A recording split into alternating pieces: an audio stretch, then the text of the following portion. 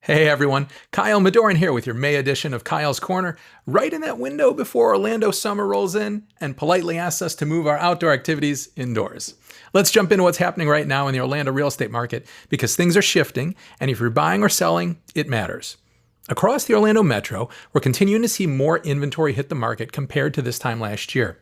That means buyers finally have more options, and sellers are facing more competition than they've gotten used to.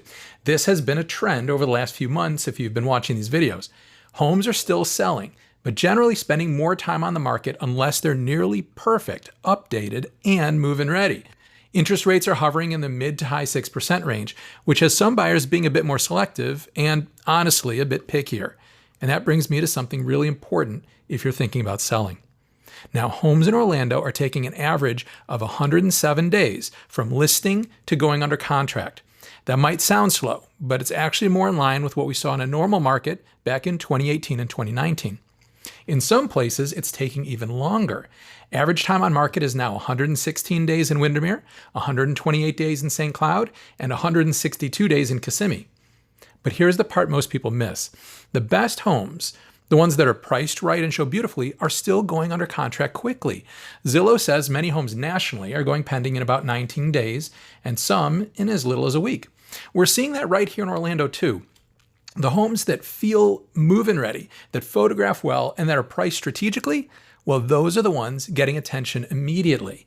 The ones that sit are usually overpriced, or they need work, or they just don't stand out. So in today's market, it's not about luck, it's about strategy. And that means pricing your home correctly from day one, making sure it shows its absolute best, and working with someone who knows how to read the real estate market in real time. Because buyers today are comparing everything, and the homes that win are the ones that check the most boxes. And if you've done all that correctly, the right buyer will come along. It may just take a bit longer than we're used to over the last 6 years. Nationally, over the last few days, we're seeing more headlines about affordability challenges, but also more conversations about potential rate stabilization or reduction later this year. And if that happens, we could see a surge in buyer demand again, which makes this window right now really interesting for both buyers and sellers trying to get ahead of that curve.